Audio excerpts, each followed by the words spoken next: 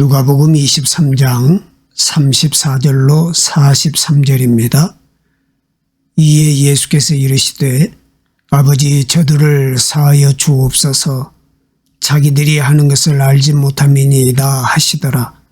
그들이 그의 옷을 나누어 제비 뽑을세. 백성은 서서 구경하는데 관리들은 비웃어 이르되 저가 남을 구원하였으니 만일 하나님이 택하신 자 그리스도이면 자신도 구원할지어다 하고 군인들도 희롱하면서 나와 신포도주를 주며 이르되 내가 만일 유대인의 왕이면 내가 너를 구원하라 하더라. 그의 위에 이는 유대인의 왕이라 쓴 패가 있더라. 달린 행악자 중 하나는 비방하여 이르되 내가 그리스도가 아니냐 너와 우리를 구원하라 하되 하나는 그 사람을 꾸짖어 이르되 내가 동일한 정죄를 받고서도 하나님을 두려워하지 아니하느냐.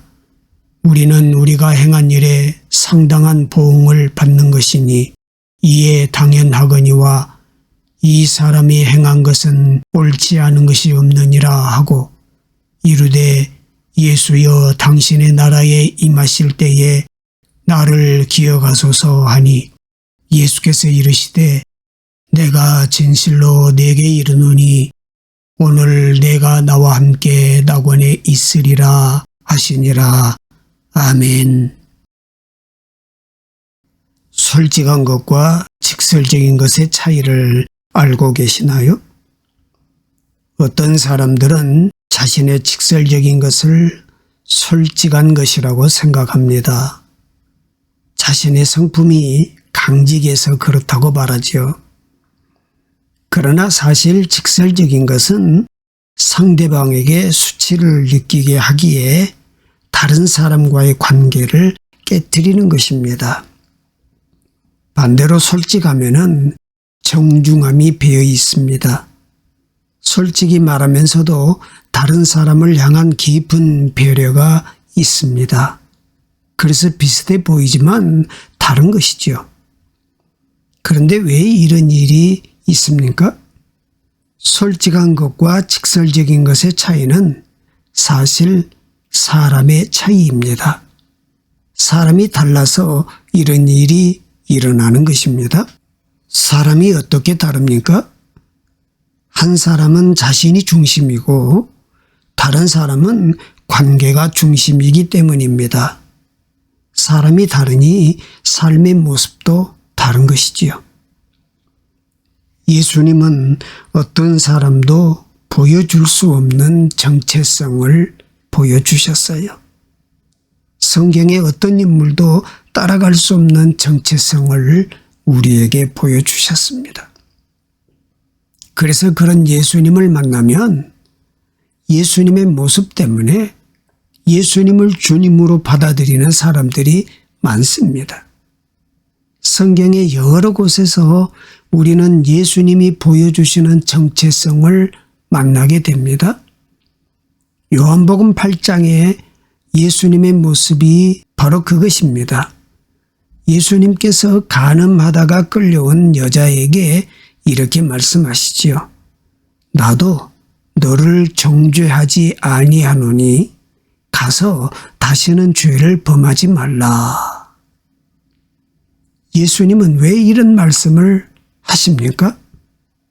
사실 바리새인들은 예수님을 함정에 빠뜨리기 위해서 가늠한 여자를 끌고 왔습니다.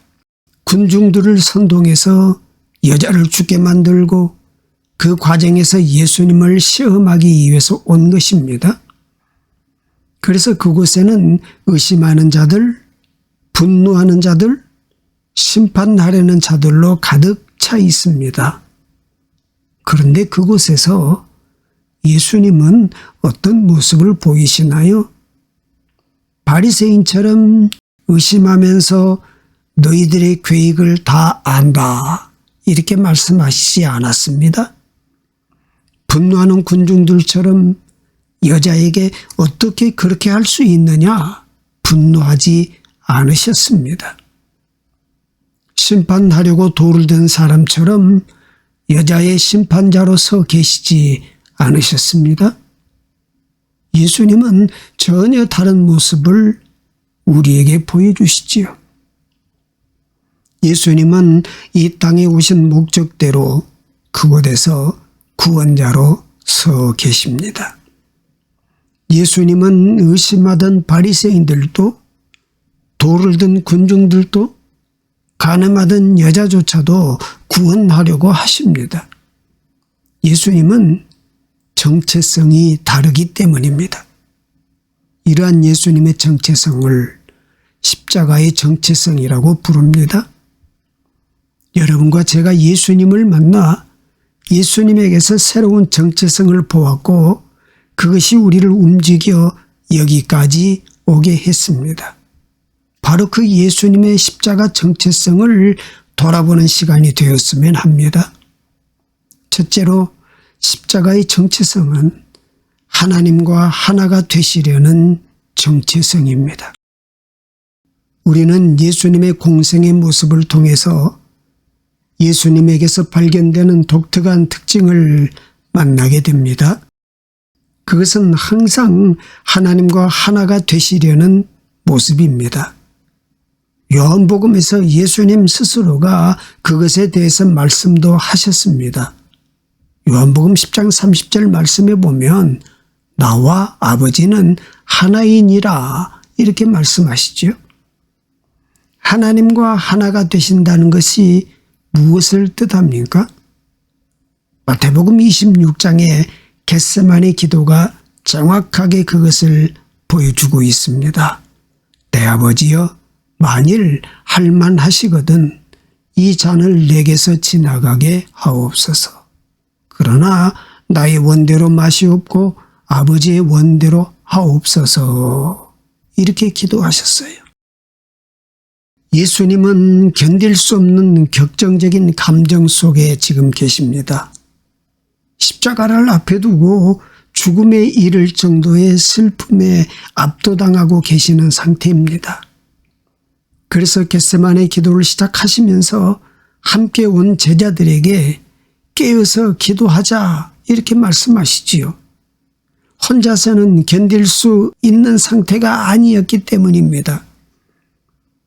예수님은 깊은 고뇌 가운데 하나님께 구하십니다. 예수님 안에서 거대한 영적 전쟁이 일어났습니다. 거대한 영적 파도가 거세게 몰아칩니다. 인간적인 고뇌와 영적인 사명이 충돌합니다.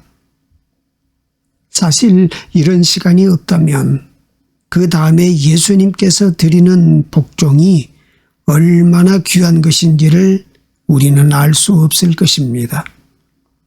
경랑의 시간 속에서 예수님은 이렇게 말씀하십니다. 그러나 나의 원대로 마시옵고 아버지의 원대로 하옵소서. 예수님 안에서 아버지와 하나가 되시는 일이 일어났기 때문입니다. 예수님의 정체성이 바로 그것입니다. 아버지와 하나가 되시려는 것입니다. 요한복음 9장에도 이런 말씀이 나옵니다. 요한복음 9장 2절에 제자들이 물어 이르되 라삐여 이 사람이 맹인으로 난 것이 누구의 죄로 인함이니까? 자기이니까 그의 부모니까? 제자들은 나면서부터 소경인 사람의 불행이 왜 일어났느냐는 질문을 예수님께 던진 것입니다. 자신들의 상식으로는 소경이나 그 부모의 죄 때문인데 예수님께서도 그렇게 생각하시느냐고 물은 것이지요. 하나님을 믿고 신앙생활해도 우리들의 삶에 이해할 수 없는 일들이 참 많아요. 이해되지 않는 일들이 우리 주변에 참 많아요. 그런데 예수님께서 이렇게 말씀하십니다. 요한복음 9장 3절에 보니까 이렇게 기록이 되어 있습니다. 예수께서 대답하시되 이 사람이나 그 부모의 죄로 인한 것이 아니라 그에게서 하나님이 하시는 일을 나타내고자 하심이라. 인간의 불행은 삶이 흔들리기 때문이 아니라고 말씀해 주십니다. 많은 사람들이 삶이 흔들리면 행복하지 않다고 말하지요. 그런데 예수님은 그 관점을 바꾸어 주십니다. 삶이 흔들려서 불행한 것이 아니라 하나님이 하시는 일이 없으면 불행한 것이라고 하시는 것입니다. 인간의 행복과 불행이 삶에 있지 않고 하나님께 있다고 이야기를 해 주시는 것입니다. 패러다임의 전환이지요. 내게 일어난 불행은 하나님께 영광을 돌릴 기회라는 것입니다. 불행이 일어날 때 세상적 기준으로 좌절하고 불행하다고 고백하고 넘어지는 사람이 있는가 하면 오히려 이 일을 통해서 하나님이 하시는 일이 어떤 것인지를 보겠다고 하는 사람이 있다고 하는 것입니다. 오늘 말씀도 바로 그 말씀입니다. 예수님이 십자가에 달리셨습니다. 그런데 그 십자가에서 예수님께서 이렇게 말씀을 하십니다. 이에 예수께서 이르시되 아버지 저들을 사하여 주옵소서 자기들이 하는 것을 알지 못함이니이다. 예수님께서 십자가에 달리셔서 하신 첫 번째 말씀입니다. 예수님은 십자가에 달리셔서 자신을 못 박은 사람들을 향해 저주 대신 용서를 보여주십니다. 왜입니까? 아무 죄도 없으신 예수님이 십자가에 달려서 얼마나 억울하고 분하고 불행합니까? 그러나 예수님은 말씀하신 대로 십자가 위에서 하나님과 하나가 되십니다. 그래서 십자가가 저주의 자리가 아니라 용서의 자리가 되도록 하시고 계시는 것입니다. 정말로 예수님의 십자가는 커다란 용서입니다. 십자가를 볼 때마다 예수님의 용서가 생각나는 것입니다. 우리를 다시는 정죄하지 않겠다고 하시는 거룩한 용서를 경험하게 되는 것입니다. 예수님이 하나님과 하나가 되실 때 일어나는 일입니다. 저와 여러분은 하나님과 하나가 되는 일을 하고 있습니까? 그러기 위해서는 어떻게 해야 할까요? 이런 질문이 있어야 합니다. 나의 삶에 하나님을 모시고 계십니까? 아니면 하나님 없는 삶을 살아가고 계십니까? 우리와 하나님이 하나가 되는 일은 우리가 먼저 하나님을 우리의 삶에 초대하는 것에서 시작이 됩니다. 예수님께서 항상 그렇게 하셨듯이 말입니다. 십자가의 정체성이란 하나님과 하나가 되는 자리가 있는 정체성입니다. 예수님께는 항상 하나님과 하나가 되는 자리가 있으셨습니다. 그것이 십자가의 자리입니다. 우리들의 삶에서도 십자가의 정체성이 세워지기를 소망합니다. 두 번째는 독생자의 영광입니다. 대부분의 사람들은 예수님의 정체성을 세 가지로 이야기합니다. 첫째는 예수는 미친 사람이다. 둘째는 예수는 위대한 선지자일 뿐이다. 세 번째는 예수는 하나님의 아들이다. 예수님의 제자들조차 예수님의 정체성에 대해서 많은 고민을 했습니다. 실제로 빌립보 가이사라 지방에서 제자들의 고백을 들어보면 이렇습니다. 더러는 세례 요한, 더러는 엘리야, 어떤 이는 예레미야나 선지자 중에 하나라 하나이다. 예수님께서 그저 위대한 선지자거나 예언자라고 하셨다면 제자들도 어렵지 않게 예수님을 받아들일 수 있었습니다. 그런데 예수님은 그렇게 말씀하지 않으셨습니다. 예수님은 사람들이 받아들일 수 없는 말씀들을 하시지요. 요한복음 14장 20절의 말씀에 보면 그 날에는 내가 아버지 안에 너희가 내 안에 내가 너희 안에 있는 것을 너희가 알리라. 왜 이런 말씀을 하셨을까요? 예수님께는 그저 선생이나 성인으로 이룰 수 없는 하나님의 위대한 사명이 있으셨기 때문입니다. 그것은 아버지의 뜻대로 예수께서 십자가로 구원자가 되시는 일입니다. 독생자 예수라는 말입니다. 왜 예수님을 그렇게 표현합니까? 독생자, 즉 독자는 하나님의 하나밖에 없는 아들 아닙니까? 그러나 이 말은 그런 뜻이 아닙니다. 독생자란 단지 육신적으로 하나밖에 없는 아들을 말하는 것이 아닙니다. 창세기를 보면 하나님께서 아브라함에게 아들 이삭을 번제로 드리라고 하시면서 내 아들, 내 독자 이삭이라고 말씀하시지요.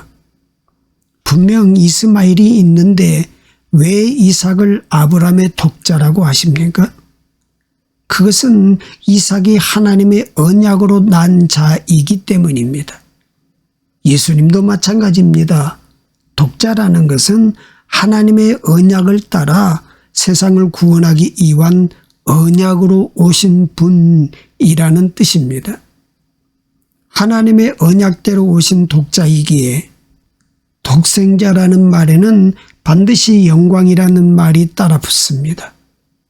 이루실 영광이 있기에 이 땅에 하나님의 독생자로 오신 것입니다. 요한복음도 바로 그 말씀을 하십니다. 요한복음 1장 14절에 말씀이 육신이 되어 우리 가운데 거하심에 우리가 그의 영광을 보니 아버지의 독생자의 영광이요 은혜와 진리가 충만하더라 그랬습니다. 독생자를 통해서 나타날 영광이 있다는 것입니다. 그것은 예수를 통하여 예수의 구원 사역을 통하여 하나님이 누구시며 어떤 분이신지가 완전하게 드러난다는 뜻입니다. 예수님은 그것을 위해서 이 땅에 오신 것입니다. 그래서 예수님을 통해서 세상이 하나님을 알게 되는 것입니다. 그것을 아버지의 독생자의 영광이라고 부릅니다. 오늘 말씀도 바로 그 이야기를 하십니다. 예수님의 십자가의 현장은 모욕과 조롱의 자리였습니다. 백성은 서서 구경하는데 관리들은 비웃어 이르되 저가 남을 구원하였으니 만일 하나님의 택하신 자 그리스도이면 자신도 구원할지어다. 백성들이 예수님을 조롱하고 모욕을 줍니다. 군병들까지 가세해서 조롱합니다. 37절에 보니까 이르되 내가 만일 유대인의 왕이면 내가 너를 구원하라 하더라 그랬습니다. 또 39절을 보면 예수님과 함께 십자가를 진 강도까지 예수님을 비방하지요. 달린 행악자 중 하나는 비방하여 이르되 내가 그리스도가 아니냐 너와 우리를 구원하라 하되 그랬습니다. 십자가 현장에서 이렇듯 수많은 모욕과 조롱 그리고 비방이 가득합니다. 참 견디기 힘든 일이지요. 우리라면 어떻게 하겠습니까? 나라면 어떻게 하겠습니까? 그런데 예수님은 그 자리를 구원의 자리로 바꾸십니다.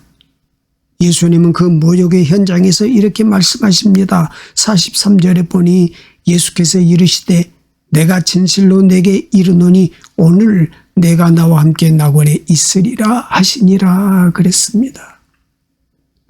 예수님과 함께 십자가에 달린 한 강도에게 하신 말씀입니다. 생의 마지막 순간에도 예수님께서 하신 일은 구원의 일입니다.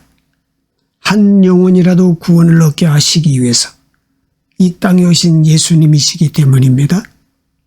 그것을 가장 큰 영광이라고 생각하시기 때문입니다. 그래서 십자가의 정체성은 구원의 정체성입니다. 예수님은 한 영혼이라도 구원하는 것을 가장 큰 영광으로 생각하셨습니다. 사람들이 생각하는 영광이 그들의 인생의 모습이 됩니다. 물질의 영광을 생각하는 사람은 물질을 위해서 인생을 살아갑니다. 구원의 영광을 생각하는 사람은 구원을 위해서 인생을 삽니다. 저와 여러분 인생의 가장 큰 영광은 어떤 것입니까? 우리의 인생을 통해 누군가가 구원을 얻어 하나님의 자녀가 된다면 하늘에서는 천국잔치가 열린다고 합니다. 한 영혼이 구원을 얻을 때마다 일어나는 잔치입니다. 예수님은 바로 그 영광을 아셨고 그 영광을 이루기 위해 사셨고 십자가에서 죽으셨습니다. 우리도 예수님의 정체성을 닮아가야 하지 않을까요? 기도하겠습니다. 아버지 하나님, 모든 것이 하나님의 은혜임에도 하나님보다 우선적으로 생각하는 것들이 여전히 우리 삶 속에 있습니다. 주님 구하오니 하나님의 나라와 의를 이루어 살게 하시고 하나님의 말씀이 우리 삶의 유일한 기준이 되게 하옵소서. 주님, 세상에서 보고 듣고 겪는 일상의 경험이 우리를 유혹으로 내몰아갑니다. 상대보다 더 강하거나 더 많이 가지지 않으면 세상은 우리를 넘어뜨리려고 합니다. 작은 실수에도 잘 넘어지고 근심과 걱정에 사로잡혀 염려하며 제어할 수 없는 감정에 휩싸이기도 합니다. 아버지 하나님, 주님이 아버지 하나님과 하나가 되었듯이 우리도 주님과 하나가 되는 정체성으로 어떤 자리든 구원의 자리로 바꾸게 하시고 아버지 하나님의 영광을 위해 살아가게 하옵소서. 오늘 걷는 길이 하나님 뜻에 합당하게 행하게 하시고 하나님이 주시는 기쁨을 누리는 은혜가 우리를 통해서 곳곳에 퍼져가게 하옵소서. 모든 말씀 예수 그리스도의 이름으로 기도드립니다. 아멘.